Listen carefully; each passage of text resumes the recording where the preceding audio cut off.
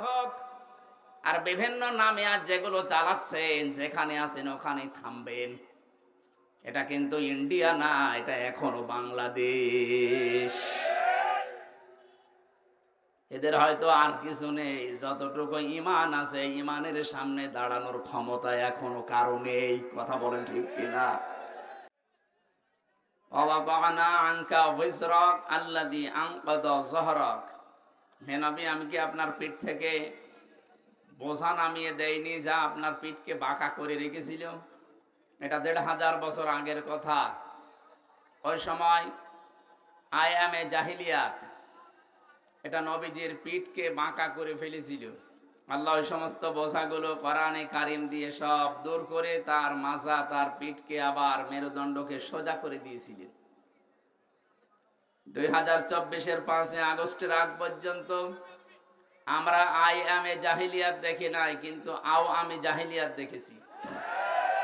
এটা আমাদের বুকের উপরে যে পাথর চাপা দিয়ে রেখেছিল, হযরতে বেলাল, হযরতে খাব্বাবকে যেভাবে অত্যাচার করেছিল, হয়তো এভাবে না হলেও ইনডাইরেক্ট এদেশের ১৮ কোটি মানুষ ঠিক বুকের উপরে একটা পাথর নিয়ে আমরা বসবাস করতাম। আল্লাহ যেন পাথরটা নিজের হাতে সরিয়ে দিয়েছেন। কোরআনে কারিমে সূরা নমলের ৫০ নম্বর আয়াতে আল্লাহ জানিয়েছেন, অমাকারু মাকরাও ওয়া মাকারনা মাকরাও ওয়া হুম লা ইয়াশউরুন। হে নবী, ওরা ষড়যন্ত্র করেছিল, এমন ষড়যন্ত্র করেছে সূরা ইব্রাহিমের তাফসিরে পেয়েছি পাহাড় পর্যন্ত টলে যাওয়ার উপক্রম হয়েছিল। মাকারনা, আমি আল্লাহ নিজেও একটা কৌশল করলাম। তাহলে ষড়যন্ত্র করে কাফেরেরা আর কৌশল করে আল্লাহ। শব্দ দুইটাই মাকারনা, মাকরন এটাই মাজদার, কিন্তু বাংলা অর্থ করার সময় আকাশ পাতাল পাল্টিয়ে গেছে। কাফের বেঈমানদের বেলায় এই শব্দটার বাংলা অর্থ দাঁড়াবে ষড়যন্ত্র, দুর্বিসন্ধি, আর আল্লাহর ক্ষেত্রে এই শব্দটার অর্থ দাঁড়াবে কৌশল। অমাকারু অমাকারাল্লাহ আল্লাহু খায়রুল মাকিরিন। আল্লাহ বলেন, ওরা ষড়যন্ত্র করেছে আর আমি আল্লাহ কৌশল করেছি, আমি সবচাইতে উত্তম কৌশলী। বাস্তবে দেখেন, ১৫.৫ বছরে যত ষড়যন্ত্র ওরা করেছিল সবগুলোর মোকাবেলা আমাদের যা ইমানে সম্ভব না। আল্লাহ পাক মনে হচ্ছে নিজের কুদরতি হাতে এই কৌশল অবলম্বন করে সবগুলো দূর করে দিয়েছে। হুয়া জিতাবাকুম ওমা জাআলা আলাইকুম ফিদ্দীন মিন হারাজ। তিনি সেই আল্লাহ যিনি তোমাদেরকে নির্বাচিত করেন। কুমিল্লাবাসী নির্বাচিত করা হয় যে পদ্ধতিতে, ওর নাম নির্বাচন। কথা বলেন না কেন? আজ বিশ্বের বিভিন্ন মোড়লদের কাছে ধর্ণা দিচ্ছে যারা পালিয়ে গেছে, দুই বোন একসাথে। ওনারা এখন বলতে চাচ্ছে যে আমরা নির্বাচিত ছিলাম, আমাদেরকে উৎখাত করা হয়েছে। এটা ডাহা মিথ্যা কথা। আপনি নির্বাচিত ছিলেন এই 15 বছরে, শয়তানও বিশ্বাস করে না। এমনকি যদি কেউ ঘোড়াকে জিজ্ঞাসা করে, ঘোড়াও হাসবে। এই একটা কথা বললেন, আমি কথা বলতে পারি না কিন্তু আমি তো হাসতে পারি। যে কথা শুনলাম এ তো আমিও না হেসে পারি না। ঘোড়া দাঁত বের করে হাসবে না? এত বড় ডাহা মিথ্যা কথা একটা হাসি মানুষ বলেন কি করি? হাসিদের বদনাম হয়ে যাচ্ছে। এজন্য আশা করছে আমরা যেহেতু হাসি, আমাদের গায়েও লাগে কেউ মিথ্যা বললে। মানুষ গালি দেয়, শালার পাঁচি। কথা বলেন না কেন? এই জন্য আমরা আশা করব অন্তত আপনারা দুই বোন একসাথে পালিয়েছেন, একটু আল্লাহ বিল্লাহ করেন। কথা বলেন না কেন? মিথ্যা কথা, মিথ্যা তথ্য মানুষকে দিয়ে আর বিভ্রান্ত করবেন না পৃথিবীর মানুষকে। সারা দুনিয়া জানে যে 15.5 বছরে কোনো নির্বাচন হয়নি। এই মিথ্যা কথা মানুষকে বলে কি আপনি লাভ করতে পারবেন? হ্যাঁ, ষড়যন্ত্র করছেন, এর মোকাবেলায় আল্লাহ বলেন আমি নিজে কৌশল করি। অমাকার না, একালিপ টান আছে, জমা মোতাকাল্লিম। এটা হামজার দায়িত্ব না, কৌশল করা দায়িত্ব কার? যেহেতু আল্লাহ আমাদেরকে নির্বাচিত করেছেন লক্ষ লক্ষ নবীর উম্মতদের মাঝখান থেকে উম্মতি মুহাম্মদ হিসাবে, আর আমাদের উপরে যত বিপদ আপদ মুসিবত আসবে, ষড়যন্ত্র আসবে, ওমা জাআলা আলাইকুম ফিদ্দীনি মিন হারাজ, দিনের উপরে চলতে থাকবেন। যত ষড়যন্ত্র আসবে, বিপদ আপদ আসবে, আল্লাহ বলেন আমি নিজে এখানে কর্তা, নিজে দায়িত্ব নিয়ে ওগুলো সব সরিয়ে দেব। আপনি লক্ষ্য করে দেখেন 15.5 বছরে জুলুম অত্যাচারের স্টিম রোলার যেভাবে চলেছে, 1500 বছর আগের কথা জানি না, কিন্তু 15.5 বছর দেখলে মনে হচ্ছে আমরা আগেকার সে আইয়ামে জাহিলিয়াতের যুগে ফিরে গিয়েছিলাম। এই কঠিন পরিস্থিতি মোকাবেলা করা শুধু আমাদের দ্বারা হয়নি, আল্লাহ নিজে এই বিপদ আপদ সরিয়ে দিয়েছেন। সর্বশেষ সরিয়েছেন 2024 সালের 5 আগস্টে। কথা বলেন না কেন? কেন সরালেন? আল্লাহ রাব্বুল আলামিন বলেন ফালাম্মা নাসু মা যুক্কিরু বিহি ফাতাহনা আলাইহিম আবওয়াবা কুল্লা শাই। সূরা আনামের 44 নম্বর আয়াতে আছে, পৃথিবীর মানুষ যখন আমি আল্লাহর আদেশ নিষেধ ভুলে যায়, তখন তাদের বরকতের যা দরজা, শান্তির দরজা, ওগুলো আমি আল্লাহ খুলে দেই। লাফাতাহানা, একটা দরজার কথা না, আবওয়াব বহু বচন দিয়েছেন, বাবের বহু বচন। ওদের আনন্দের যত দরজা আছে, সুখের যত দরজা আছে, আমি আল্লাহ নিজে খুলে দেই। কোন সময়? যখন তারা আমার আদেশ ভুলে যায়। আমরা দেখতে পেলাম 2006 সালের 28 অক্টোবর যে ঘটনা তারা ঘটিয়েছে, তামাম পৃথিবীর ইতিহাস তারা পাল্টিয়ে ফেলেছে। বিশ্ববিদ্যালয়ে থাকাকালীন বহু ইতিহাস পড়েছি, কিন্তু এই ইতিহাস কোনোদিন পড়িও নাই, শুনিও নাই যে মানুষ হত্যা করার পরে লাশের উপরে ড্যান্স দেওয়া যায়। অথচ এটা দুনিয়ায় হয়েছে। এই কথা বলে না কেন? একটা কুকুরকে মারার পর লাশের উপরে ড্যান্স দিয়েছে, আমি পাইনি, দেখিও নি। কিন্তু জসিম ভাইকে তারা হত্যা করার পরে লাশের উপরে নৃত্য করেছে, ড্যান্স দিয়েছে। এটাকে মানুষ বলা সম্ভব? এদেরকে আজ নিষিদ্ধ করা হচ্ছে এমনিতে না, আমি নাম ধরেই বলছি। ছাত্রলীগ নিষিদ্ধ করার মতো 100 কারণ আমি বলতে পারবো এখন, কিন্তু এদের বৈধতা দেওয়ার মতো একটা কারণ নেই। আপনি যাতে বৈধতা দেবেন, কোন কারণে একটা দেখান। বিশ্বজিৎকে যারা মেরে ফেলতে পারে, একটা হিন্দু মানুষ যে মেরেছিল ওই শাওন, তাদের একজন আমার সাথে জেলে ছিল।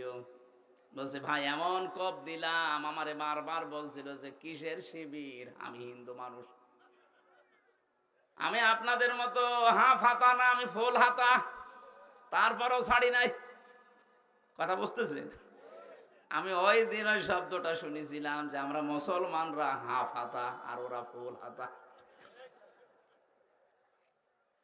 একটা একটা করে আপনি জাহাঙ্গীরনগর বিশ্ববিদ্যালয়ের দিকে তাকান, 100 মেয়ের ইজ্জত সম্ভ্রম নষ্ট করার পর ওরা মিষ্টি বিলোচন করেছে যে আমরা সেঞ্চুরি করলাম। 100টা কারণ আমার এই মোবাইলে আছে, যে 100টা কারণে ওদের নিষিদ্ধ করা যায়, কিন্তু বৈধতা দেওয়ার জন্য আমি একটাও পাইনি। আপনি তো বলেন তো যে এই কারণে বৈধতা দেওয়া যায়, বলেন তো কি করেছে? এত যা করেছে সবে অবৈধ কাজ।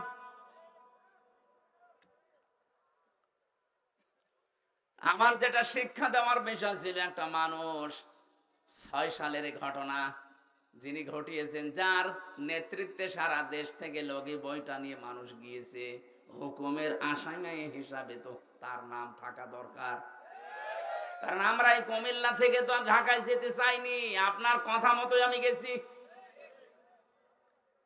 মনে করলাম 6 সালের পরে আল্লাহ মনে হয় সব উল্টিয়ে দেবে, না 2 বছর পরে দেখি না, আল্লাহ নিজেই পাল্টিয়ে তাদের হাতে ক্ষমতা দিয়ে দিল, সে যেভাবেই হোক। মনে করলাম 5 বছর গেল, যাক। ও আল্লাহ 14 সালে 9 সালে দেখি 14 সালে আবার আল্লাহ তাদেরকে দিয়েছে, 18 সালে দেখলাম আল্লাহ তাদেরকে দিয়েছে, 24 সালেও দেখলাম আল্লাহ তাদেরকে দিল। কোরআনের এই আয়াতের দিকে তাকিয়ে মনে করলাম আল্লাহ মনে হয় এই আয়াতে যা বলেছে ঠিক না। ও আল্লাহ কয়দিন পরে দেখি আল্লাহ তার এই আয়াতের বাস্তবতা একেবারে অক্ষরে অক্ষরে দেখিয়েছে। হাত্তা ইদা ফারিহু বিমা উতু,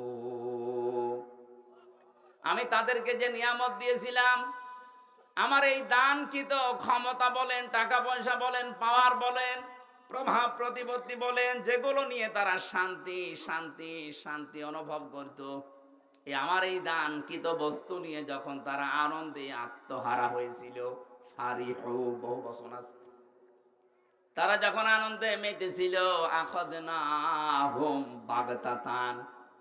এখানে যারা আরবি গ্রামার বোঝে জিজ্ঞাসা করেন, আখাযনা এক আলিফ টান আছে, এর ফাইল কর্তা সরাসরি আল্লাহ নিজে, হোম দিয়েছেন। এরপরে আল্লাহ পাক বলেন, আমি নিজে তাদেরকে ধরলাম বাগতাতান, আকস্মিক ভাবে, ফাইদা হুম মুবলিসুন, ওরা হতাশ হয়ে গেল, নিরাশ হয়ে গেল।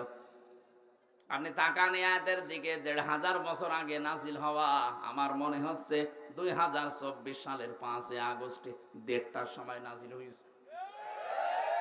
১:৩০টার সময় আল্লাহ এমন হঠাৎ করে ধরেছে যে দুপুরে খাবার খাবে তাও সময় পায়নি। এর নাম বাগতাতান, আকস্মিক ভাবে ধরা। এতটুকু আল্লাহ আয়াতটা শেষ করে দেয়নি, পরের শব্দে জানিয়েছেন ফাইদা হুম মুবলিসুন। ও মানুষগুলোর চেহারার দিকে আপনি তাকিয়ে দেখেননি নবী? ওরা হতাশ হয়ে পড়েছে, নিরাশ হয়ে গেছে। যতগুলো জালেম এই ৫ তারিখের পরে ধরা পড়ছে, আপনি তাকান, প্রত্যেকের চেহারায় হতাশার ছাপ। এই যে কালা মানিক, চেহারা দেখেছিলেন যেদিন ধরা পড়ে, কলার পাতায় শুয়েছিল, এমনকি বিসি পর্যন্ত উড়ে গেছে। ওর সংসার করার কাজ শেষ। সংসার করবা,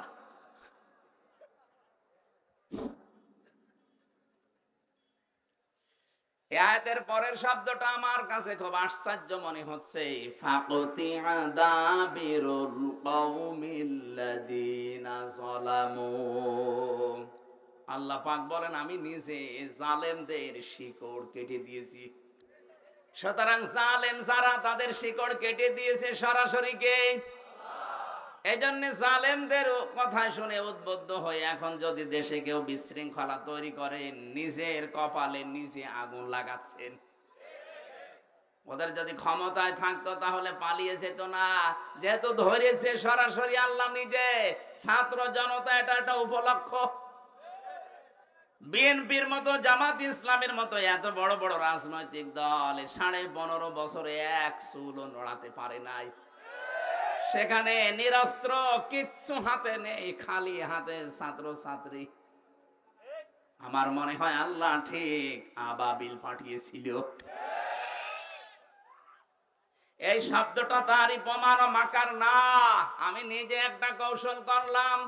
আল্লাহ পাক পরের শব্দ দিয়েছেন মাকারাহুম লা ইয়াশউরুন। এমন কৌশল করেছি যে যারা টেরও পায়নি। কোনদিন ভাবে না যে এই ছাত্র, এই নিরস্ত, এদের মাধ্যমে আমাদের পালিয়ে যাওয়া লাগবে, কোনদিন ভাবে না। আল্লাহ রাব্বুল আলামিন পরের আয়াতে জানিয়েছেন ফানজুর, নজর করে দেখো, কাইফা কানা আকিবাতু মাকরিহিম। দুনিয়ায় যারা ষড়যন্ত্র করেছিল তাদের পরিণাম আমি কি করেছি আপনি তাকান। আন্না দাম্মারনাহুম ওয়া কওমাহুম আজমাইন। আল্লাহ পাক শুধু আন্না দিতে পারতেন, আন্না একালি টান দিয়ে জানিয়েছেন অবশ্যই আমি ওদের এবং ওদের জ্ঞাতি গোষ্ঠী যারা ছিল প্রত্যেকের শিকড় আমি আল্লাহ নিজে কেটে দিয়েছি। তাদের প্রত্যেকের শিকড় কাটার দায়িত্ব কার? এখানে শিকড় কেটে দিলে ওইটা আর দাঁড়িয়ে থাকতে পারে না। এদেশে জালেমদের ভিত আর নেই, ষড়যন্ত্র যাই করছেন বিভিন্ন ইস্যু নিয়ে, একটাও টিকবে না। যত ষড়যন্ত্র করবেন এদেশের ছাত্র আর জনতা, এরা কিন্তু আরো ইস্পাত শক্ত, কঠিন, মজবুত হবে। ছোটখাটো যে মনোমালিন্য গুলো আছে আপনাদের, এই ছোটখাটো ষড়যন্ত্রের কারণে আরো বেশি মজবুত হয়ে যাবে। শেষে বলবেন আল্লাহ আগেই তো ভালো ছিল। এই জন্য আমার মনে হয় ষড়যন্ত্রের ফাঁদে পা না দেওয়া। ওরা যখন পালিয়ে গেছে, আমরা চাই ওরা আল্লাহ বিল্লাহ করে দুনিয়া থেকে মুসলমান হয়ে বিদায় নিয়ে চলে যাক। আর আমরা আহ্বান জানাবো, এই দেশ থেকে আমরা যারাই বিদেশে পাঠাই তারা রেমিটেন্স যোদ্ধা, টাকা পয়সা এই দেশে পাঠায়। আপনারা 2 বোন আজ 3 মাস হয়ে গেল, একটা টাকাও পাঠাননি। পাঠিয়েছে, একটা টাকাও দেয়নি। কি করছেন আপনারা ওখানে? কারো স্বামীর বাড়ি, কারো দুলাভাইয়ের বাড়ি, অন্তত কিছু দেন। যে ঋণের বোঝা দিয়ে গেলেন এই দেশে, এত ঋণ করেছেন আপনারা এই দেশে, এখন যত টাকা পাচার করেছেন এটা এখন শোধ তুলতে এই দেশে যেই জন্ম নেবে তার মাথার উপরে 1 লাখ টাকার উপরে ঋণ। আহ্বান জানাবো, ওখানে বসে বসে ষড়যন্ত্র না করে, গটি না চাইলে 2 বোন মিলে টাকা পয়সা যেগুলো পাচার হয়েছে পাঠান, আমরা ঋণ পরিশোধ করি। এটা আমরা চাই না, এটা সারা দেশের মানুষই চায়। এজন্য আমি আর নিচে নামলাম না। পরের আয়াতটা শুনলে আপনার আরেকটু ভালো লাগবে, বলবো। আপনি আবার অন্য দিকে নেবেন না, দেখবেন মেলে কিনা। আল্লাহ পাক বলেন, ফাতিলকা বুয়ুতুহুম খাবিয়াতাম বিমা যালামু ইন্না ফি যালিকা লাআয়াতান লিকাউমি ইয়ালামুন। আল্লাহ ফা দিয়ে আয়াত শুরু করলেন। ফাতিলকা, এই সেই ঘর। বাইতুন 1 বছর, বুয়ুত বহু বছর, হোম মানে তাদের। আল্লাহ বলেন এই সেই ঘর। এই যে তাকান, এই সেই ঘর। তিনি যেন আঙ্গুলে ভাবে দিয়ে আমাদেরকে দেখাচ্ছেন, হে নবী আপনি দেখতে পান না, এই সেই ঘর। খাবিয়াতান, যেগুলো জনশূন্য করে দিয়েছি, বিমা যালামু, তাদের জুলুমের কারণে। কি জুলুম করেছিল তারা? মাটির নিচে যে আয়না ঘরের কথা বলছিলেন, আমি তো মাত্র 10 দিন ছিলাম, আমি টের পেয়েছি যে মানুষ কত নিকৃষ্ট হতে পারে। ওখানে কত মানুষ 2 বছর, 5 বছর, 8 বছর, 10 বছর, 14 বছর পড়ে আছে, কেউ জানে না। এত বড় বড় নখ হয়ে গেছে, চুল দাড়ি গপ মনে হচ্ছে জঙ্গল থেকে বেরিয়ে আসতেছে।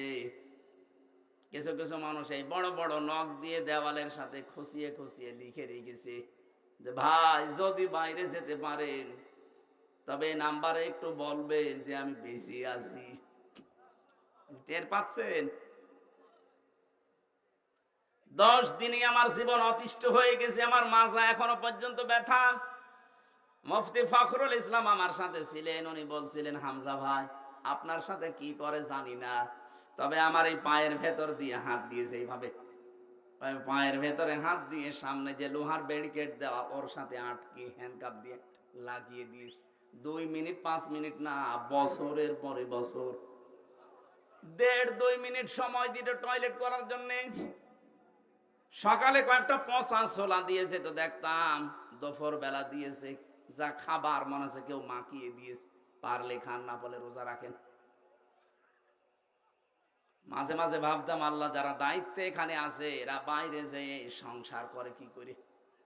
এদের তো মা বাবা, স্ত্রী, সন্তান আছে, এদের তো বন্ধু বান্ধব আছে, বাইরে যেয়ে এরা মিলামিশা করে কি করে?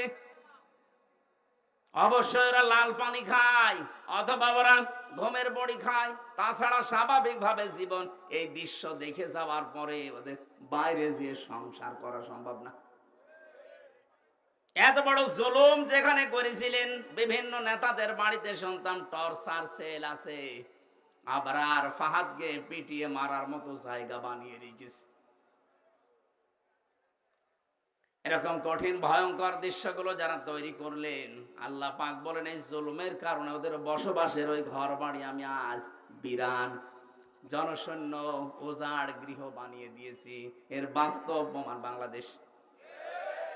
আপনি আমার কুষ্টিয়ায় চলেন, হানিফের বাড়ি দেখতে, কি জৌলুসপূর্ণ বাড়ি, কি জাঁকজমকপূর্ণ ঘর, অথচ এখন মনে হচ্ছে জাতীয় টয়লেট।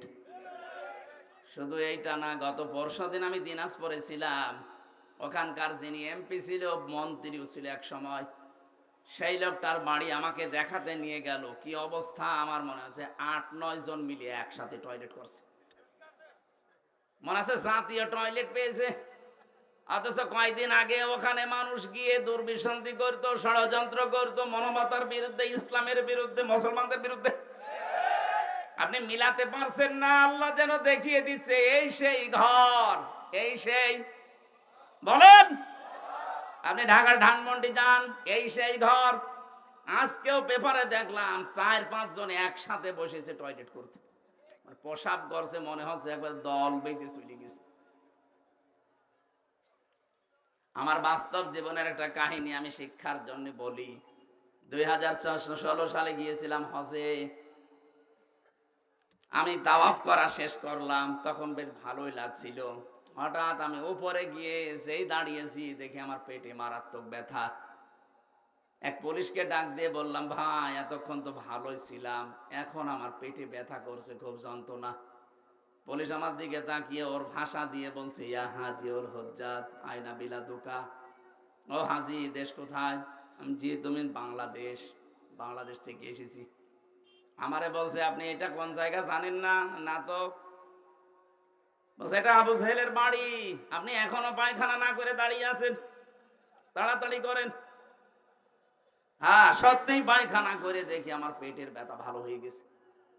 আল্লাহ আমাকে জানাতে চেয়েছে, হামজা এত টাকা খরচ করে আসলে 6000 কিলোমিটার দূর থেকে, আর এই শয়তানের বাড়ি পায়খানা না করে চলে যাবা, তাড়াতাড়ি করো। আমার তো মনে হচ্ছে ওই দৃশ্যের পরে বাংলাদেশে বহু জালেমের বাড়ি ঘর আল্লাহ জাতীয় টয়লেট বানিয়ে দেবে। দেশের মানুষের পেটে ব্যথা হবে, বিভিন্ন রকমের মান্যত করবে, ওখানে যে পুরা করবে। এক কথা বলেন না কেন? এখান থেকে আগামী প্রজন্ম যারা যারা যেন শিক্ষা নেয়, এজন্য আগে তিলকার আগে ফা দিয়েছেন, এটা ব্যাখ্যা। আল্লাহ বলেন শুধু এইটাই না, পরবর্তী যারা পৃথিবীতে জালেম হবে, জুলুম করবে, যেখানে বসে ওই জায়গাটা আল্লাহ অভিশপ্ত করে দেবে। এখানে আগামী যারা ক্ষমতায় বসবেন তারা যেন জালেম হয়ে না যান। আমি আশা করছি কথা বোঝাতে পেরেছি। এরপরেও যদি কেউ না বোঝার ভান করেন, এদিকে আসেন, ছড়ি কোদাল দিয়ে বোঝাচ্ছি। এটা আমি আয়াত খেলা করার জন্য পড়ি নাই। আগামীতে যারা চেয়ারে বসবেন তারা যেন জালেম হয়ে না যান, শিক্ষা নেবেন। 5 বছর হয়তো জুলুম করবেন, জনতা কিন্তু জেগে উঠবে। একবার যখন আবু সাইদের মতো জীবন দিয়া শিখা ফেলেছে, এদেরকে আর দাবানো যাবে না। এক আবু সাইদের কারণে লক্ষ লক্ষ আবু সাইদ আজ বাংলার বিভিন্ন জায়গায় দাঁড় হয়ে গেছে। ষড়যন্ত্র যদি না থামে, এরাও কিন্তু জীবন দিতে প্রস্তুত। এই জন্য যে যেই ফাঁদে পা দিয়েছেন থামেন। আর বিভিন্ন নামে আজ যেগুলো চালাচ্ছেন, যেখানে আছেন ওখানেই থামবেন। এটা কিন্তু ইন্ডিয়া না, এটা এখনো বাংলাদেশ। এদের হয়তো আর কিছু নেই, যতটুকু ঈমান আছে ঈমানের সামনে দাঁড়ানোর ক্ষমতা এখনো কারো নেই। কথা বলেন ঠিক কিনা? আমরা আর কিছু না মানি, অন্তত এটা বিশ্বাস করি যে আল্লাহ একজন আছে। এক কথা বলেন না কেন?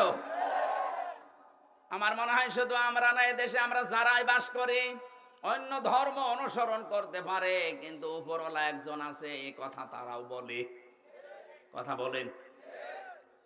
আপনি পিনাকি ভট্টাচার্যের দিকে তাকান, আমার মনে হয় যে ওর 100টা কথা বললে 90টা আল্লাহ নামে বলে। অথচ নাম দেখেছেন, ধর্ম দেখেছেন পিনাকি ভট্টাচার্য, হিন্দু মানুষ।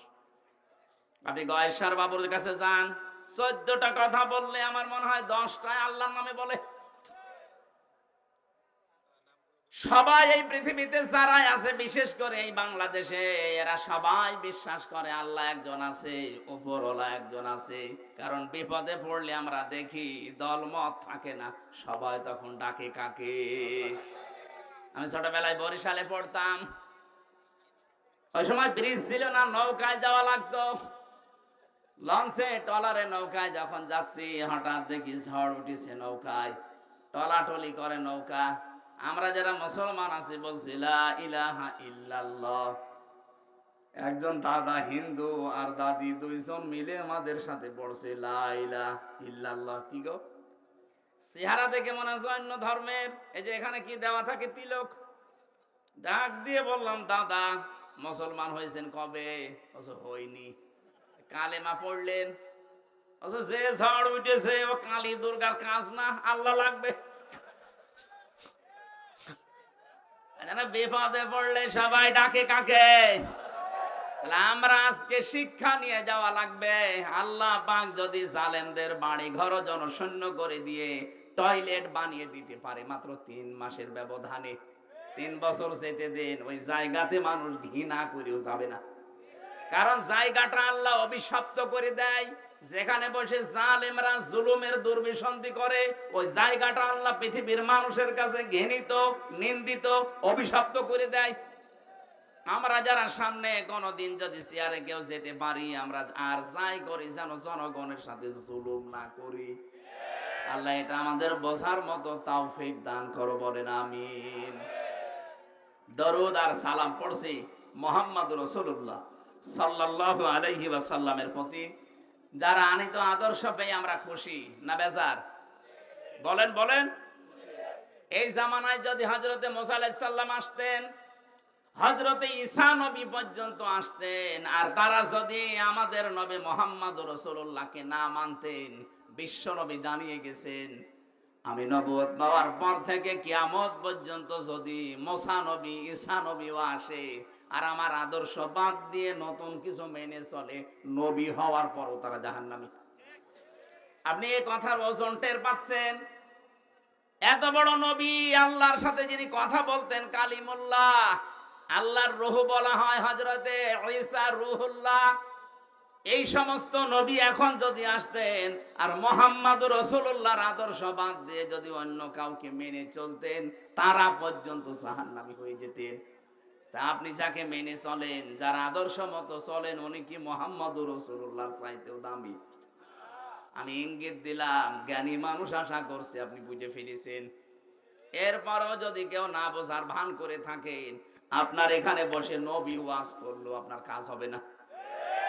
এই কোরআন কিন্তু নবীজি আবু জেহেলের সামনেও যেভাবে পড়েছিলেন, আবু বকরের সামনেও ওইভাবেই পড়েছিলেন।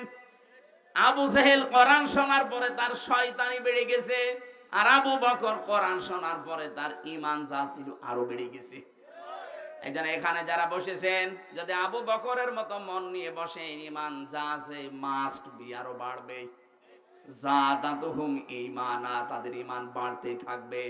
কিন্তু আবু জেহেলের মতো মন নিয়ে যদি বসেন, আমি আমির হামজা না, কাবার ইমাম আব্দুর রহমান সুদাইসি ওয়াজ করলেও আপনার ঈমান বাড়বে না, আপনার শয়তানি বাড়বে। আশা করছি আপনি আবু জেহেলের মতো মন নিয়ে না, আবু বকরের মতো মন নিয়ে বসবেন। এক কথা বলেন না কেন? আমার আজকের আলোচনার বিষয় যে জাহান্নামের আয়াত পড়লাম, এমনি পড়ি নাই। পৃথিবীতে যে যেই ধরনের অপরাধ করবে, আল্লাহ পাক তাকে ওই জাহান্নামের দরজা দিয়ে প্রবেশ করাবে।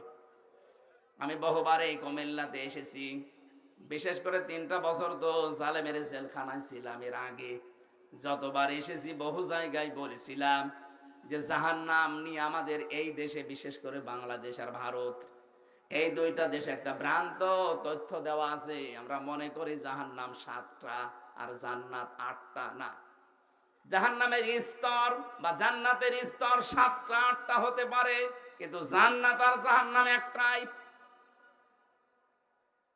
আমি এটা বানিয়ে বলছি না। সূরা নাহাল না হিজর, সূরা হিজরের ভেতরে আছে 14 নাম্বার পারার 3 নাম্বার পৃষ্ঠা 7 নাম্বার লাইনের 43 44 নাম্বার আয়াত।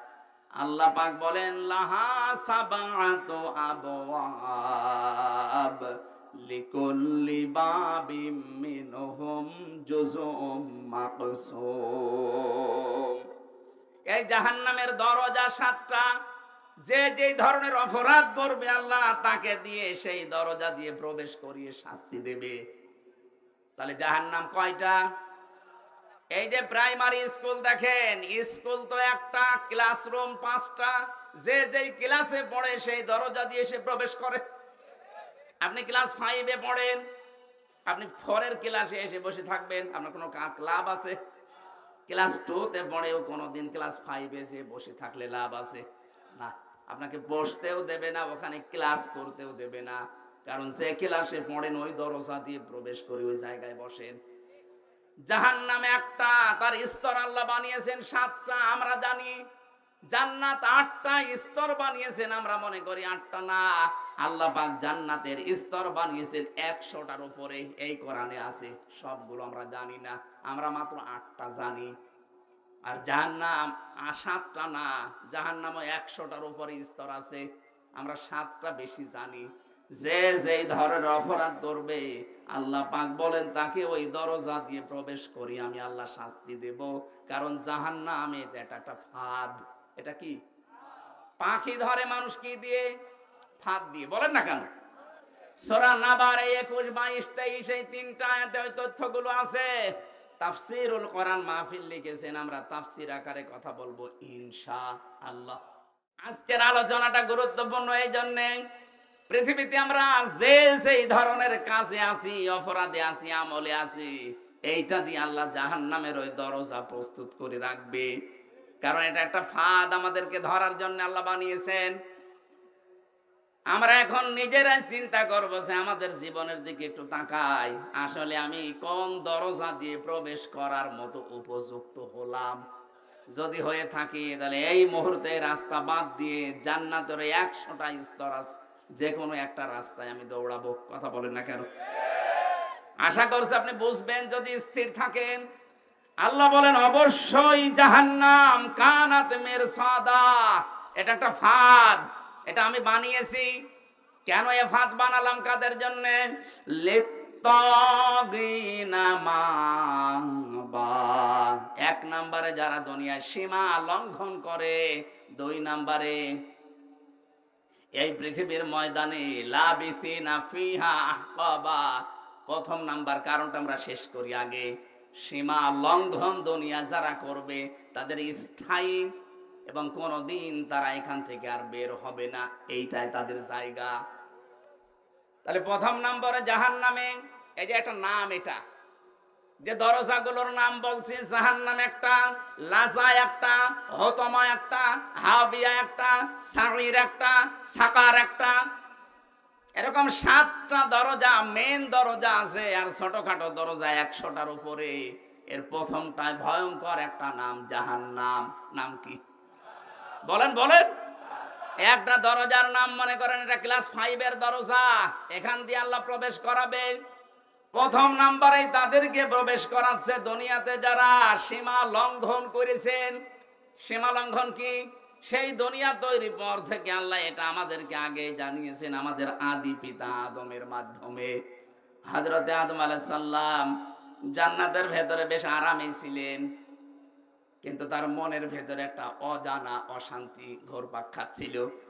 রব্বুল আলামিন এটা টের পেয়ে তার ঘুমন্ত অবস্থায় বাম পাজরের একটা হাড় বের করে একটা সুন্দর মহিলাকে আল্লাহ বানিয়ে রাখলেন, নাম দিলেন হাওয়া। হযরতে হাওয়া এত সুন্দরী ছিল, যেহেতু আল্লাহ নিজে হাতে করে তাকে বানিয়েছেন। আল্লাহ পাক বলেন লাকাদ খালাকনাল ইনসানা ফি আহসানি তাকওয়িম, মানুষের এই চেহারাকে আমি আল্লাহ এত সুন্দর করে বানিয়েছি। তাফসীরে আয়াতের তাফসীর পড়তে গিয়ে দেখলাম পৃথিবীর জমিনে যত নারী আল্লাহ পাঠিয়েছেন, 4 জন নারীকে আল্লাহ সবচাইতে সুন্দর বানিয়েছিলেন। তার 1 নম্বরে হযরতে হাওয়া, 2 নম্বরে ওই যে জুলাইখা, 3 নম্বরে ইব্রাহিম নবীর প্রথম স্ত্রী হযরতে সারা, 4 নম্বরে নবীজির ছোট মেয়ে হযরতে ফাতেমাতুজ জোহরা রাদিয়াল্লাহু তাআলা আনহা। এত সুন্দর করে আল্লাহ তাদেরকে বানিয়েছিলেন, কিয়ামত পর্যন্ত এত সুন্দরী মানুষ আর দুনিয়ায় আসবে না। আমরা ঐশ্বরিয়াকে দেখে অনেকে অজ্ঞান হয়ে যায়। হযরতে আদমের স্ত্রী হাওয়া আলাইহিস সালাম, আমাদের আদি মাতা, তাকে দেখলে আপনি না খেয়ে থাকতেন। এজন্য আমাদের আদি পিতা হযরতে আদম ঘুম ভাঙার পরেই তাকে দেখলেন, তাকালেন, ধরতে গেলেন। এটা বিপরীত লিঙ্গের প্রতি একটা আকর্ষণ।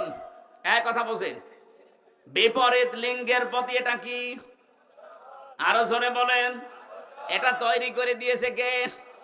যুজ্জিনা লিন্নাসি হুব্বুশ শাহাওয়াতি মিনান নিসা, মানুষের কাছে আকর্ষণীয় করে দিয়েছি 9টা জিনিস। তার 1 নম্বরে স্ত্রী, মেয়ে লোক।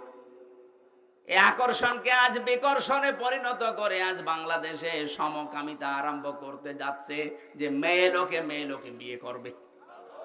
এটা আজকেও কুষ্টিয়ায় একজন করেছে, পত্রিকায় পেলাম আজকেও কুষ্টিয়ায় একজন করেছে, মহিলা বিয়ে করবে। তারা চিত ধরেছে, বিয়ে যদি না দেন দুইজনে আত্মহত্যা করব। কোথায় নেমে গেছে এদের রুচি? কয়দিন পরে দেখবেন পুরুষে আন্দোলন করবে যে আমরাও বিয়ে করব। আল্লাহর পুরা সৃষ্টিকে এরা পাল্টে ফেলতে চায়। আল্লাহ পাক বলেন আদম আলাইহিস সালামের বিপরীত লিঙ্গের প্রতি আমি আল্লাহ একটা আকর্ষণ তৈরি করে দিলাম। এইটাই আমার ফাইনাল চূড়ান্ত সিদ্ধান্ত। কিয়ামত পর্যন্ত বিপরীত লিঙ্গের প্রতি একটা আকর্ষণ আপনার থাকবে। যাদের এই আকর্ষণটা বিকর্ষণে পরিণত হয়ে বিপরীত লিঙ্গের দিকে যেতে চাই না, সমলিঙ্গের দিকে যেতে চান, আপনি বুঝবেন আপনি আর মানুষ নেই, আপনি জানোয়ার। পৃথিবীর জানোয়ারও এত নিচে নামে না। এই কথা বলেন না কেন? সুতরাং সমকামিতা যারা প্রমোট করছেন, আজ বাংলাদেশে মানবাধিকারের অফিস বানানোর নাম করে সমকামিতার অফিস বানাতে ঢাকায় আন্দোলন চলছে। সে যে দেশ হোক না কেন, আপনাদের দেশে আপনারা চালান। এই দেশে ৯৬% মুসলমান। আল্লাহর এই নিষিদ্ধ কাজ একজন জীবিত থাকতে আমরা হতে দেব না। এক কথা বলেন, এই নিষিদ্ধ কাজ জারি হয়ে গেলে আল্লাহর গজব পড়বে। লূত আলাইহিস সালামের জামানায় যেমন গজব দিয়ে আল্লাহ জর্ডানে ওই সাগরকে ডেড সি বানিয়ে দিয়েছেন, মৃত সাগর। এই শুধু এই পুরুষে জেনা করার কারণে।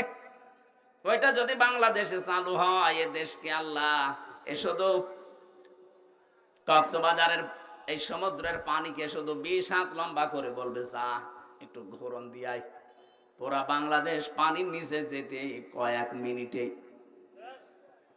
এরকম ডেড সি বানাতে আল্লাহর কি 10 বছর লাগবে? বলেন। এই জন্য আমরা সাবধান।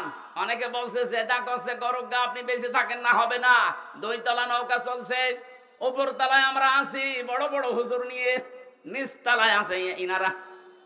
বারবার উপর তলায় পানি নিয়ে আসতে যায়। আমরা যদি বলি ঝামেলা করেন কেন, নিচে পানি নেই, ওরা বলেছে ঠিক আছে তোমার উপরে আর ডিস্টার্বে আসবো না।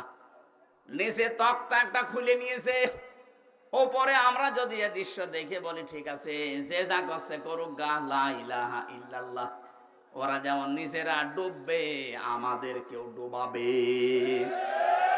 এখন এই পানি থেকে যদি বাঁচতে চান, এই কাজ যারা করছে তখনকার তক্তা যারা খুলে ফেলছেন, অবশ্যই উপরে যারা আমরা আছি লা ইলাহা ইল্লাল্লাহ এখন বাদ দিয়ে তাড়াতাড়ি করে ওদের নিষেধ করা লাগবে। যদি নিষেধ শুনতে না চায় পিটানো লাগবে, পিটিয়েও কাজ না হলে বেঁধে রাখা লাগবে, বেঁধে রেখেও কাজ না হলে মেরে ফেলা লাগবে। কথা বলছেন না কেন? কারণ আমাদের তো বাঁচা লাগবে নাকি? আপনি সমকামিতা আরম্ভ করে শুধু নিজেরা মরবেন না, আল্লাহ রাগ করে যদি গজব দেয় আমরাও মরবো। এই কারণে আমার বাঁচতে হবে আগে। আপনি এই কাজ করতে পারবেন না। এই জন্য তো বাংলাদেশে এত আন্দোলন হচ্ছে যে ফারুকীকে তাড়াতাড়ি সরান, সে সমকামিতা প্রমোট করে। আমরা ফারুকের বিরুদ্ধে না, কিন্তু তার এই নিকৃষ্ট কাজের বিরুদ্ধে। সে যে সিনেমাগুলো বানিয়েছে, এই ব্যাচেলর, 60% সিঙ্গুলার নাম্বার, একটাতেও মুসলমানের কোনো উপকার হয় দেখান। শুধু চরিত্র ধ্বংস করা আর পরকীয়া প্রেম কি করে করা যায় সেইটা শিখিয়েছে। এখন প্রশ্ন আসতে পারে হুজুর আপনি কয়দিন দেখেছেন, আমার দেখা লাগে না। এগুলো স্ক্রিপ্ট দেখলেই বোঝা যায় যে এর ভেতরে আছে কি। নিজের স্ত্রীকে দিয়ে যারা সমকামিতার এই প্রমোট করে, বিশেষ করে যে ব্যাচেলর, এই সিনেমাতে যে মানুষগুলো অভিনয় করেছে তাকান, এই মানুষগুলো নিজের স্বামীকে বাদ দিয়ে কি করে পরকীয়া প্রেম করা লাগে এই শিক্ষা জাতিকে দিচ্ছে। এমনি জাতিকে ধরে রাখা সম্ভব হচ্ছে না। এমনি নাচনি পড়ি, তারপর যদি ঢোলের মাড়ি পায় ও তো কাপড় খুলে নাচবে। কথা বলে না কেন? এই জন্য তো বারবার আমরা আহ্বান জানাই, প্রতিবাদ জানাই, কষ্ট হয় আমাদের। এরপরেও আমরা প্রতিবাদ জানাচ্ছি, আপনি অপরাধ করে নিচে মরবেন না, আমারে নিয়ে মারাবেন। কথা বলেন ঠিক কিনা? আমরা আমাদের নিজেদের বাঁচার তাকিদে হলেও এই প্রতিবাদ করছি। সুতরাং আজ যারা সমলিঙ্গের প্রতি আকর্ষণ, আপনি আর মানুষ নেই, আপনি জেনে রাখেন আপনি জানোয়ার। বলেন কোন জানোয়ার মারা গেলে জানাজা হয়, কবরে দেওয়া হয়। তা আপনি জানোয়ার মারা গেলে আপনারও জানাজা নাই, কবর নেই, মুসলমানদের কবরে আপনার জায়গা নেই। হয় আপনাকে আমরা পুড়িয়ে ফেলবো, নাই নদীতে ভাসিয়ে দেব। জানি যাদের কপালে হেদায়েত নেই, এত কড়া কথা বলার পর এই শালাদের কাজ হবে না। এই মিডিয়া, এই শালাদের বললাম, এটা আবার দিয়ে দিও না। এটা বলার মতো মুখ দিয়ে চলে এসেছে, দেখবেন এইটাই কালকে দেবে যে এই শব্দ হুজুর বলেছে, এখন কি করবেন করেন। হযরত আদম আলাইহিস সালাম যখন ধরতে গেছেন, আল্লাহ বলে তাকানো যাবে না, ধরাও যাবে না। হযরত আদম আলাইহিস সালাম বলেছিলেন, আল্লাহ তাকানো যাবে, ধরা যাবে, কোন বুদ্ধি আছে ওইটা বলেন। আল্লাহ পাক বলেন বুদ্ধি একটা আছে, বিয়ে করা লাগবে। হযরত আদম বলছে, আল্লাহ আমি আগেই রাজি। আগে রাজি মানে বাংলাদেশে বহু আদমের সন্তান আমরা আছি। এই যুবক মানুষ নামাজের ফরজ কয়টা, 13টা বলতে পারে না, কিন্তু বিয়ে করা ফরজ এটা জানে। এটা জানে না। আল্লাহ রাব্বুল আলামিন বলেন বিয়ে করতে রাজি হও, দেন মোহর কই? দেন মোহর নেই। দেন মোহর নেই, বিয়ে করার শখ আসে কোত্থেকে? তার মানে এই আয়াত থেকে বোঝা যায় বিয়ে করার আগে আপনার দেন মোহর জোগাড় করা লাগবে। যদিও বাংলাদেশে এখন সিস্টেম নেই, বাকিতে লিখে রাখেন পরে সময় পেলে দেব। বাকিতে লিখে রাখেন পরে সময় পেলে দেব, পরে সময় পেলে বিয়ে করবেন। কথা বলেন না কেন? এখানে হাজারো আল্লাহর ওলি বসে আছে, এখনো পর্যন্ত দেন মোহর দেয়নি। জনম বাকি, পুরা ফাঁকি। মাহফিলের সভাপতি ইঞ্জিনিয়ার সাহেব, কত আপনার দেন মোহর? কত? 1.5 লাখ। আপনি সে আমার বাবার বয়সী, এরপরেও 1.5 লাখ, আর আমি আমার 50,000। না, 1.5 লাখ অনেক বেশি করে ফিটেছে। আলহামদুলিল্লাহ দিয়েছেন। হ্যাঁ ঠিক আছে, জমি জায়গা লিখে নিয়ে লিখেছে। অথচ এখানে দেন মোহর বাকি আছে, আমি চেহারা দেখলে টের পাচ্ছি। হাত তোলেন তো কাদের বাকি আছে। দেখি আরেকবার মুসলমানি দিয়ে দেখি, দেন মোহর দিতে পারো না? কুমিল্লার বদনাম হয়ে যাবে না? কে এবার ছেলে মেয়ে বিয়ে দেবে? দেন মোহর বাকি আছে যাদের, না হাসি ঠাট্টার জন্য না, দেওয়া লাগবে। ওয়াতুহুন্না উজুরহুন্না ফারিদা, এটা নামাজ পড়ার মতো ফরজ। কি কথা বললেন না?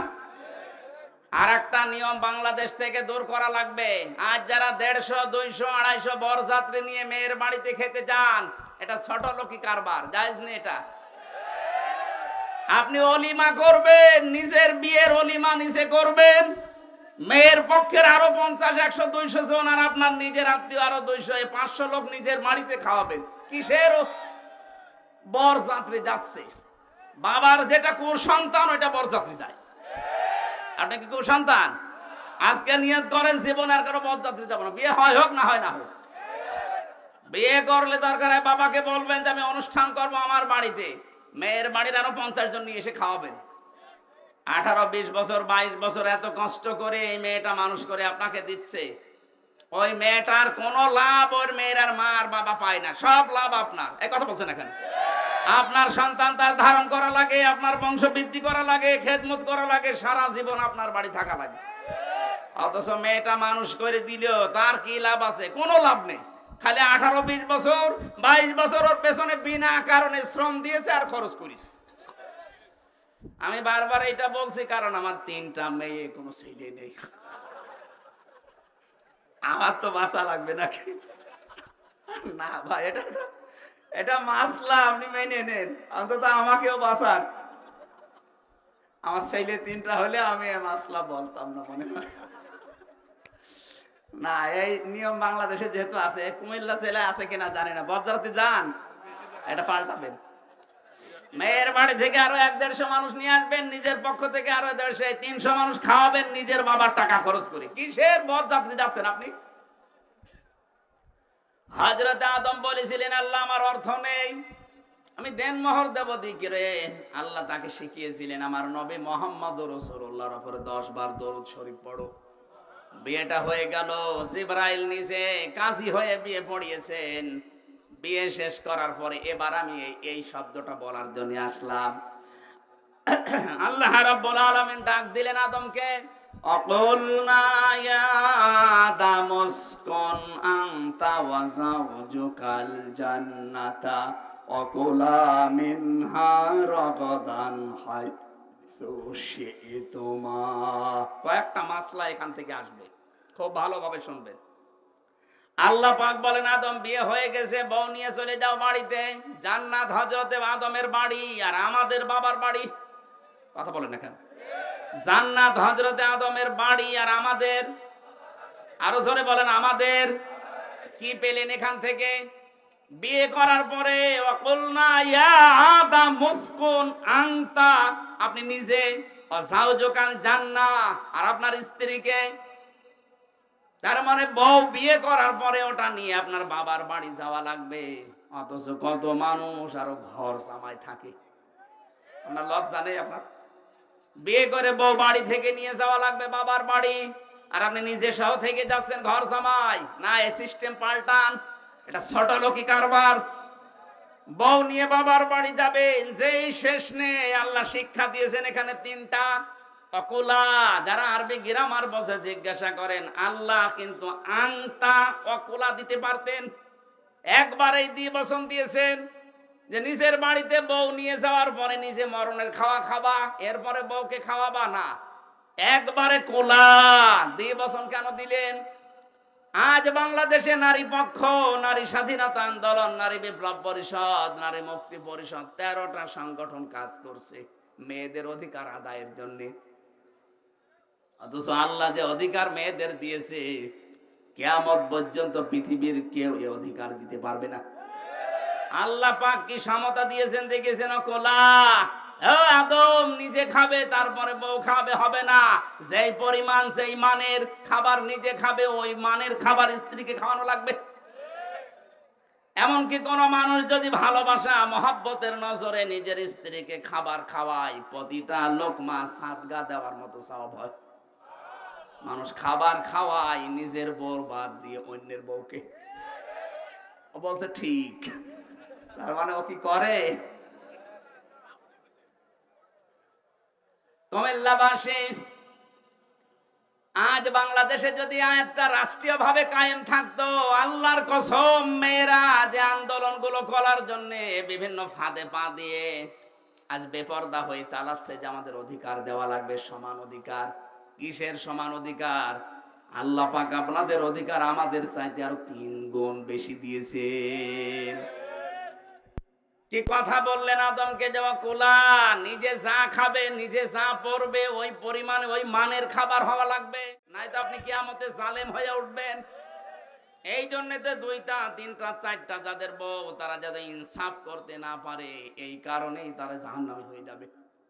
আল্লাহ 2টা 3টা 4টা বিয়ের কথা বলেছেন ঠিক, কিন্তু শেষে এসে বলেছেন যদি ইনসাফ করতে না পারো, যদি ভয় হয়, আশঙ্কা হয়, তো এক বউ নিয়ে সন্তুষ্ট থাকো। 2 নম্বরে রাগাদান হাইসু শি'তুমা, বউ নিয়ে শুধু বাবার বাড়িতে, নিজের বাড়িতে নিয়ে আটক অবস্থায় রাখবা, ঘরের ভেতরে না।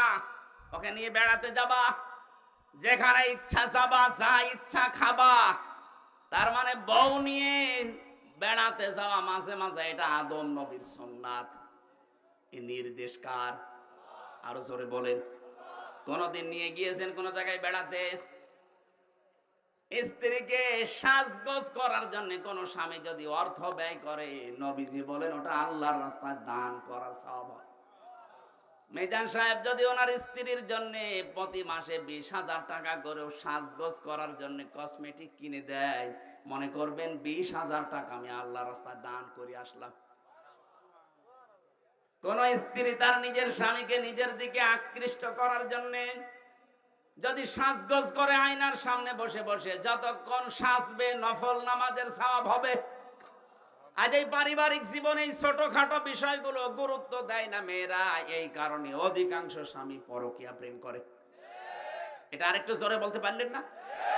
আর একটু জোরে বলেন। তার মানে পরকীয়া প্রেম এলাকায় চলছে।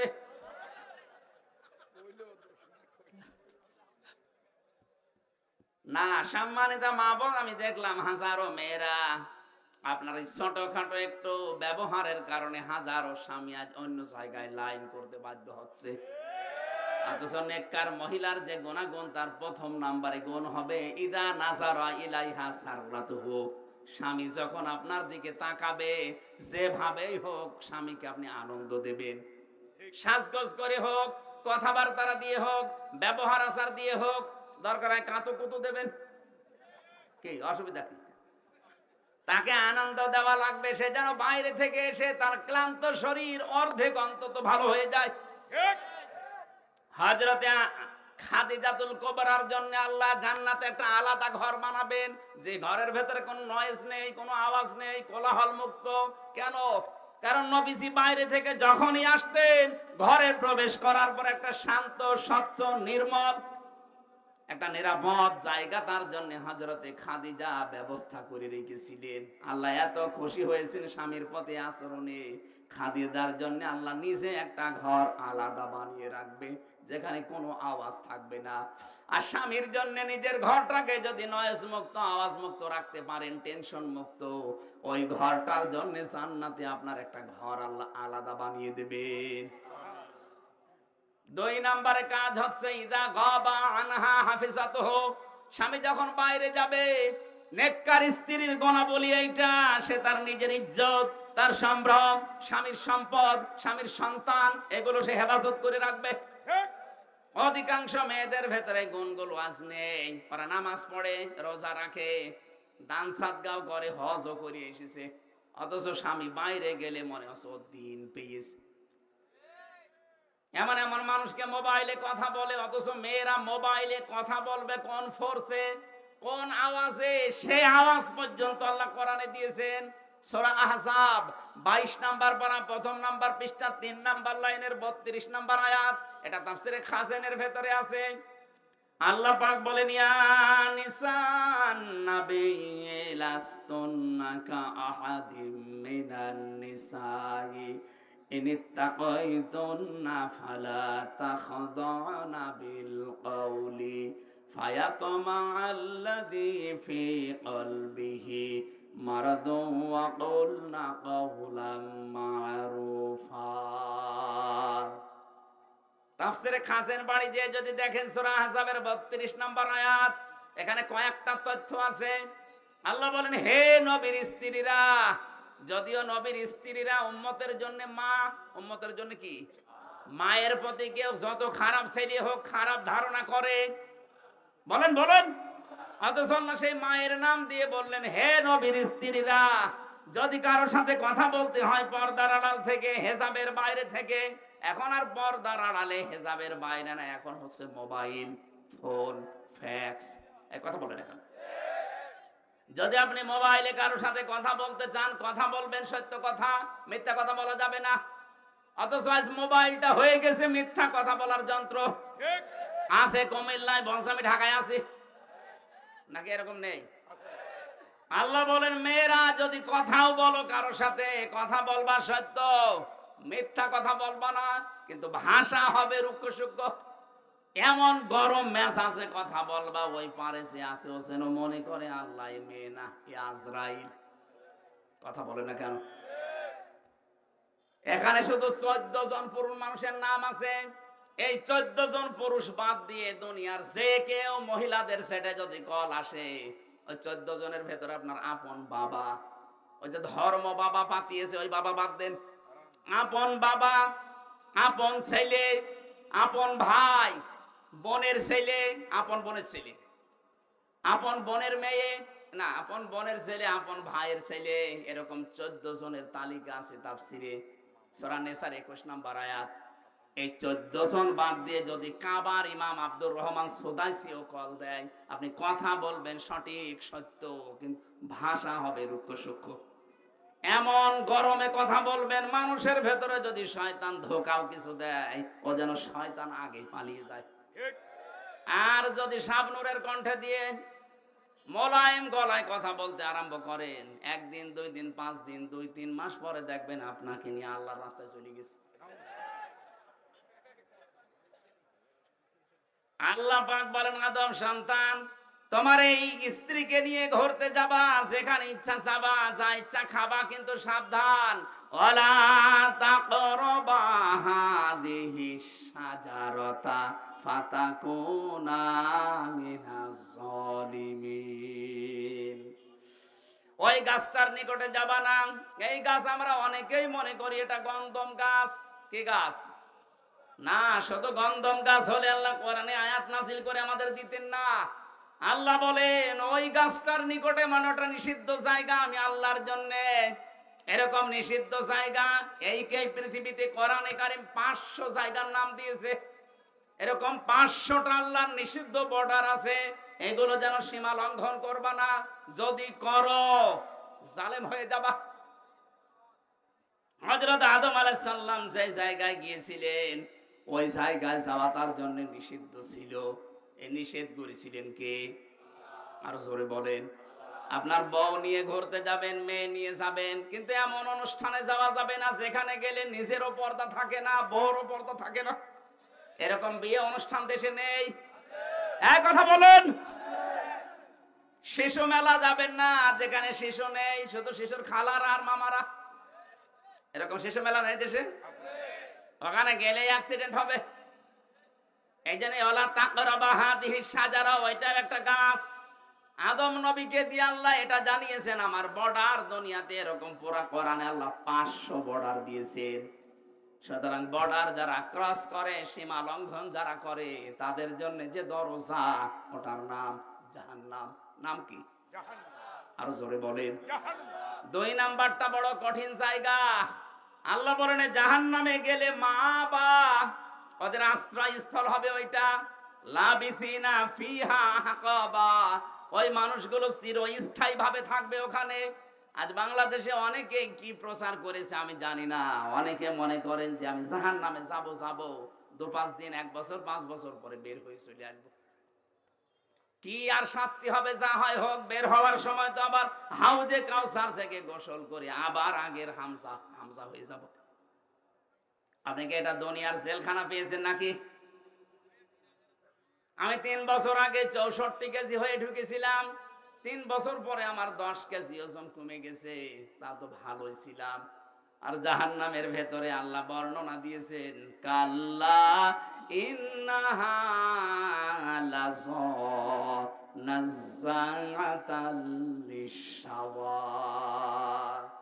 কখনোই না, তোদেরকে আমি লাজা দিয়ে প্রবেশ করাবো। এটা আবার আরেকটা দরজার নাম। এই লাজা যাদেরকে দেব, সঙ্গে সঙ্গে প্রবেশ করলে চামড়া আগেই খসে যাবে। কি ভয়ঙ্কর জায়গা দেখেছেন?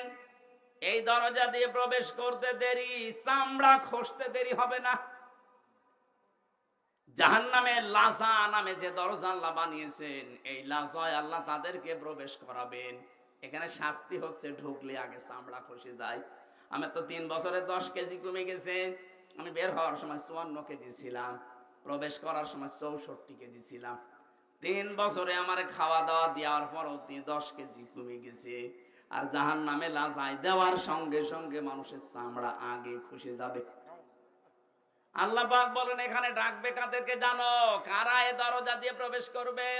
তাদউ মান আদবারা ওয়া তাওয়াল্লা ওয়া জামাআ ফাআওয়া। পৃথিবীর ময়দানে যাদেরকে সত্যের দিকে আহ্বান করা হয়, কিন্তু তারা উল্টো মুখ ফিরিয়ে চলে যায়। আর বাংলাদেশে এই প্রকার মানুষ বেশি। সত্যের দিকে আহ্বান করা হচ্ছে আল্লাহর কোরআন দিয়ে, নবীর হাদিস দিয়ে। আমি তো মন মতো কথা বলছি না, সবই দলিল দিয়ে বলছি। এগুলো শোনার পরেও যারা আবার টান করে মুখ ফিরিয়ে চলে যায়, বাদ দে। এই কথা যারা বলে মানুষগুলো জান্নাতে যাওয়া ওই রকম অসম্ভব, সূচের ছিদ্র দিয়ে উঠ যাওয়া যেরকম অসম্ভব। আমাদের আচরণ চরিত্র যেন এরকম আবার না হয়ে যায়। না বলছে বলুক, ওরকম বলেই থাকে না। আমি আর কি মারার জন্য বলছি না।